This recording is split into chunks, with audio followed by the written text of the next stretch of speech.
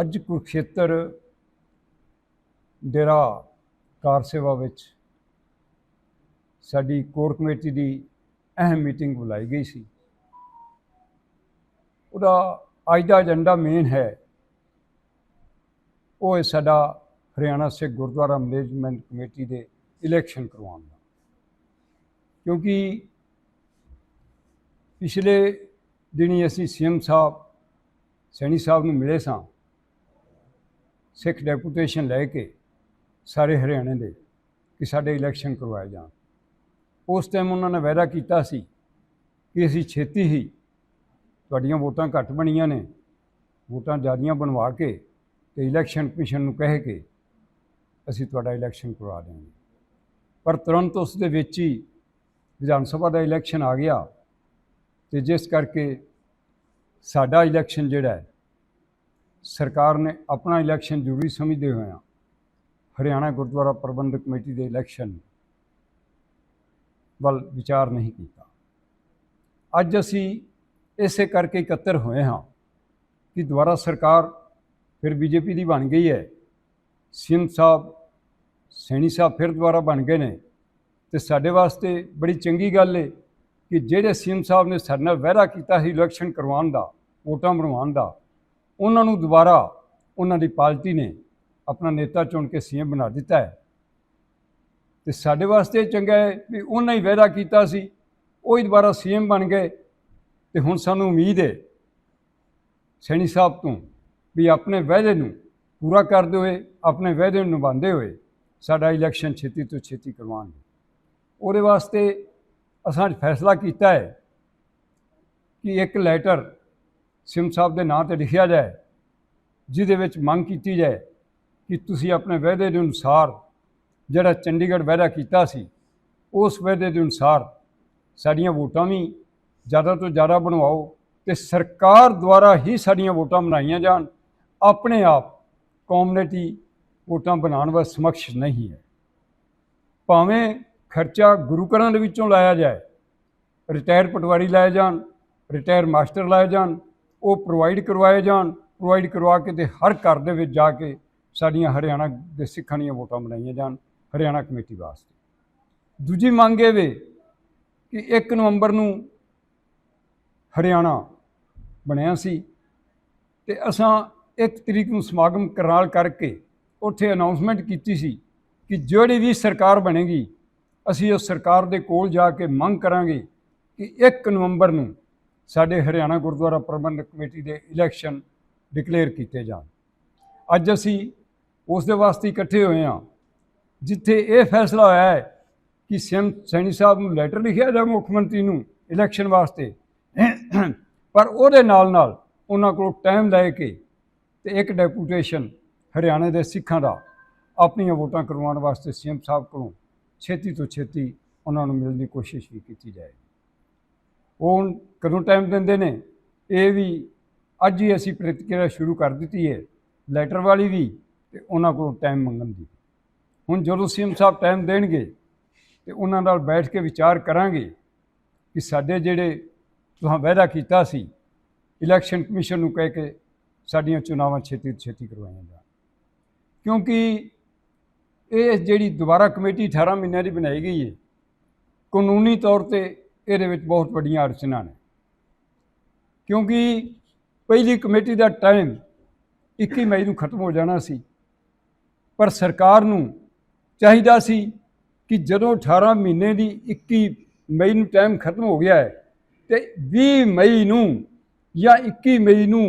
Ordinance के मुताबिक 18 महीने का होर टाइम देने वास्ते 21 मई नूं इन्हां नूं डिकलेयर अगली कमेटी कर देनी चाहिए सी, पर इन्हां नहीं की। हुई जाके 16 अगस्त नूं 3.5-4 महीने गुजर जाने तो बाद ये बिल्कुल कानून की उलंघना है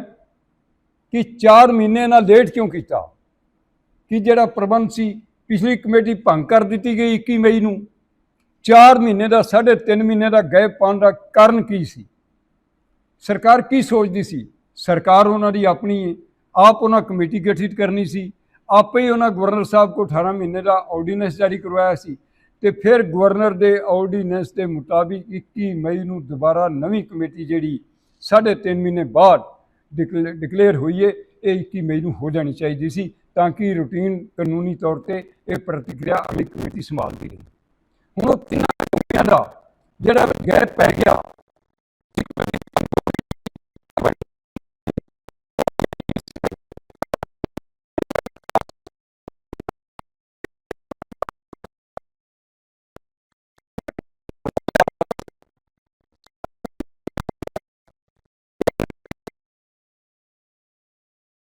ਹੁਣ ਇਹਨਾਂ 41 ਮੈਂਬਰੀ ਕਮੇਟੀ ਬਣਾਈ ਹੈ, ਬਿਲਕੁਲ ਗੈਰ ਕਾਨੂੰਨੀ ਕਮੇਟੀ ਹੈ। ਅਸੀਂ ਜਿਨ੍ਹਾਂ ਨੇ 22 ਸਾਲ ਸੰਘਰਸ਼ ਕੀਤਾ ਉਸ ਕਮੇਟੀ ਨੂੰ ਬਿਲਕੁਲ ਨਹੀਂ ਮੰਨਦੇ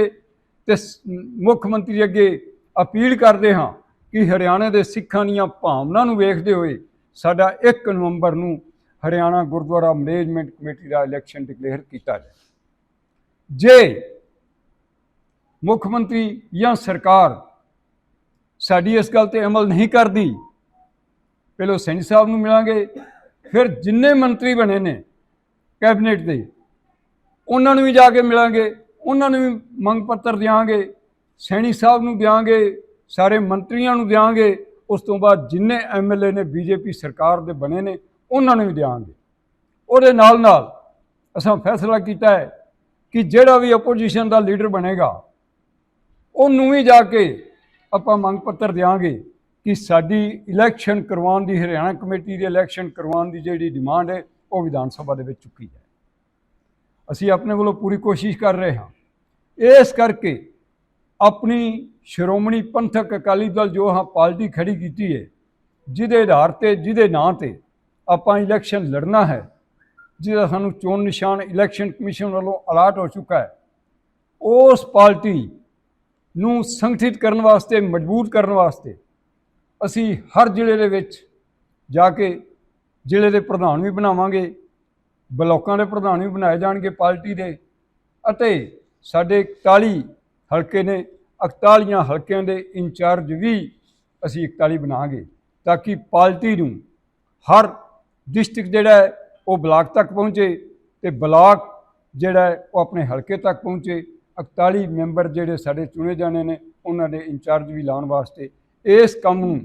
ਆਪਣੀ ਪਾਰਟੀ ਨੂੰ ਦਾ ਸੰਗਠਨ ਮਜ਼ਬੂਤ ਕਰਨ ਵਾਸਤੇ ਅਸੀਂ ਕੱਲ੍ਹ ਤੋਂ ਹੀ ਕੰਮ ਸ਼ੁਰੂ ਕਰ ਰਹੇ ਹਾਂ। ਤੇ ਜਾ ਕੇ ਹਰ ਜ਼ਿਲ੍ਹੇ ਵਿੱਚ ਜਾ ਕੇ ਉੱਥੋਂ ਦੀਆਂ ਸੰਗਤਾਂ ਨੂੰ ਇਕੱਠੀਆਂ ਕਰਕੇ ਤੇ ਉੱਥੋਂ ਦੇ ਜ਼ਿਲ੍ਹੇ ਦੇ ਪ੍ਰਧਾਨ ਮੰਗਾਂਗੇ ਤੇ ਬਲਾਕਾਂ ਦੇ ਪ੍ਰਧਾਨ ਮੰਗਾਂਗੇ। जिंदा साहब बहुत कई पीसी इस बात को लेकर बोल चुकी है, क्या लगता है सरकार आपकी सुन नहीं रही है? तो इससे पहले भी कोई बात कई बार आपने बताई है, हाँ जी, कई बार इस बात को लेकर, चुनाव को लेकर आप पीसी भी कर चुके हैं, प्रयास भी कर रहे हैं, क्यों नहीं सुना दे पा रही सरकार? ऐसा जी, सरकार को मैं बदनामी नहीं कर रहा, सरकार की बदनामी नहीं है, पर जो सरकार बनती है उनको वोटों की ज़रूरत होती है और उनको स्वाद आ गया सिखों की वोटों लेने के लिए। पहली कमेटी बनाई और उस कमेटी में पार्लियामेंट के इलेक्शन में अपना सम्मेलन किया, सिख सम्मेलन किया और कह दिया कि बीजेपी को वोट डालो। स्वाद आ गया वोटें इकट्ठी करने का सिखों की वोट लेने के लिए। अब दोबारा फिर विधानसभा का इलेक्शन था, नहीं तो इलेक्शन करवा देते, दिक्कत क्या थी? इलेक्शन तो 1 में 10 दिन में हो सकता है, वोट बने हुए हैं, इलेक्शन हो जाना था। मगर उनको स्वाद पड़ गया भी जो चुनाव होगा पता नहीं कौन सी कमेटी आएगी, किस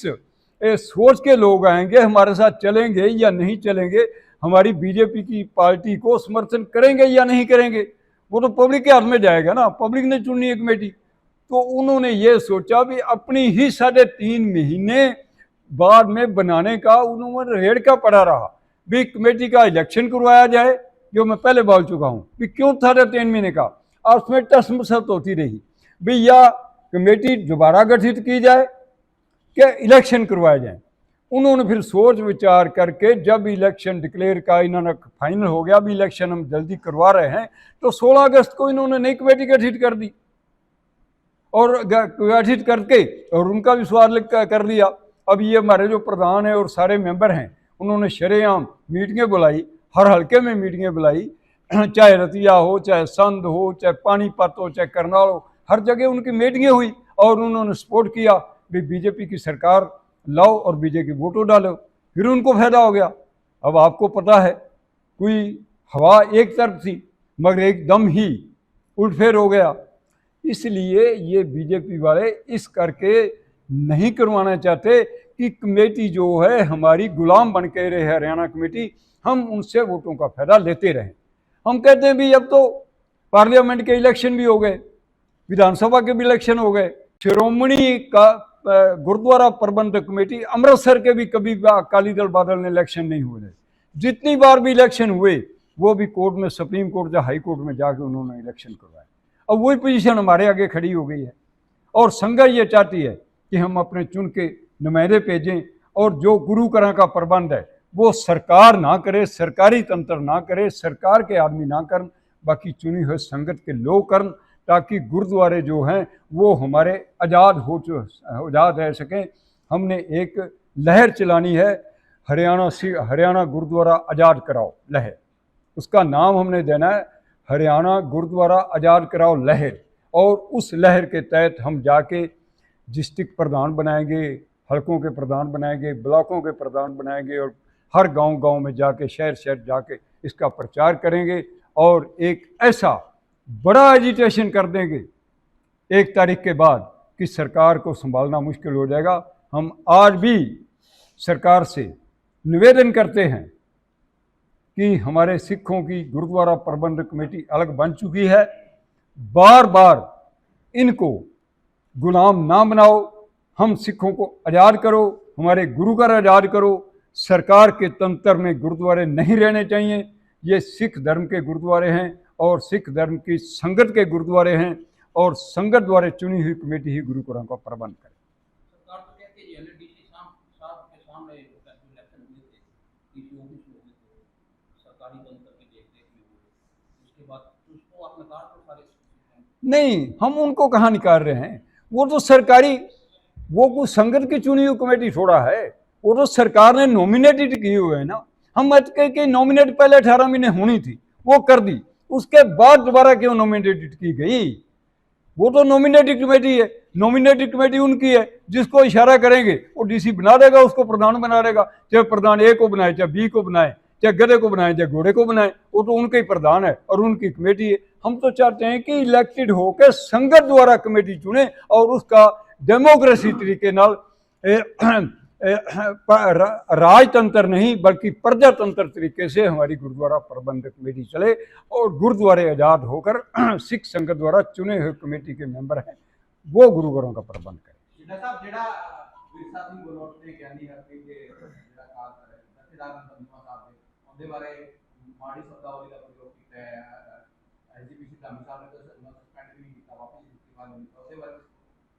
इस टाइम जी वेखो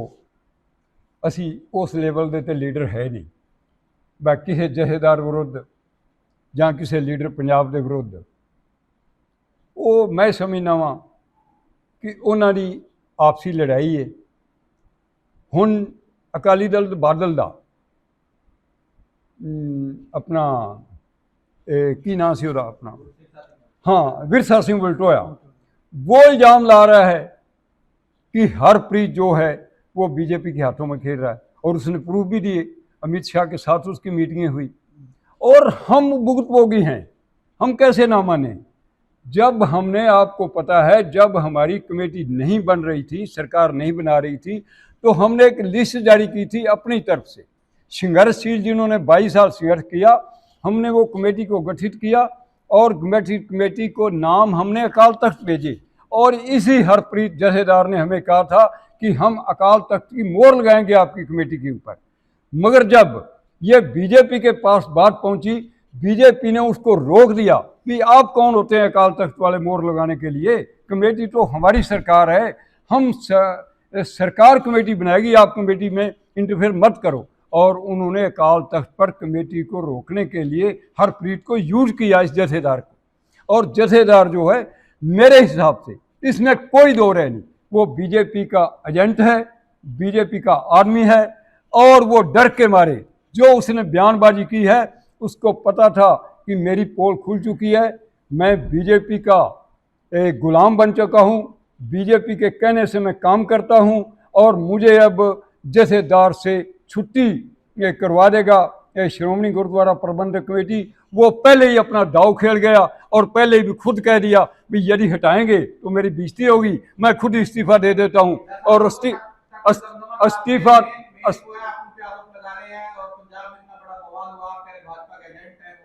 मैं कहता हूं भाजपा का एजेंट है, मैं खुद कह रहा हूं। यदि भाजपा का एजेंट नहीं तो अमित शाह के साथ उसने 2 घंटे बंद कमरे में मीटिंग क्यों की? हमारी कमेटी को जो उसने वायदा किया था हमारे साथ, उसको मोहर क्यों नहीं काल तक पर लगाई? ऐसा ये सारी दुनिया जानती है कि वो बीजेपी के हाथों में खेल रहा है, और इसी वजह से अकाली दल बादल उसको हटाना चाहता था। वो भांप चुका था भी मेरी जथेदारी जा रही है, और वो गेम खेल गया। उनसे पहले ही, हटाने से पहले ही खुद ही इस्तीफा पेश कर दिया, और बाद में भावुक भाषण दे के ऊपर रो के, जथेदार कभी रोया करते हैं क्या? जथेदार तो वो थे जिन्होंने महाराजा रणजीत सिंह को भी कोड़े लगा दिए थे और दरख्त से बांध कर कोड़े लगाए थे। वो जथेदार होते हैं क्या? जो जथेदार रो गया वो इतना कमजोर हो, हमें जथेदार चाहिए नहीं कौम का। हमें तो वो चाहिए जो सरकार से टकराया जाए, कोई सरकार हो कि हर अपने काल तक तख्त की अपनी अहमियत रखने के लिए किसी से भी टकराना पड़े टकराया जाए, मगर कौम को जिंदा रखे। जो इतना कमजोर जथेदार है वो भाविक होकर अपनी जथेदारी बचाने के लिए भाविक होकर भाषण दे के लोगों की सहमति प्रकट करना चाहता है, ऐसे में जथेदार की कोई जरूरत नहीं।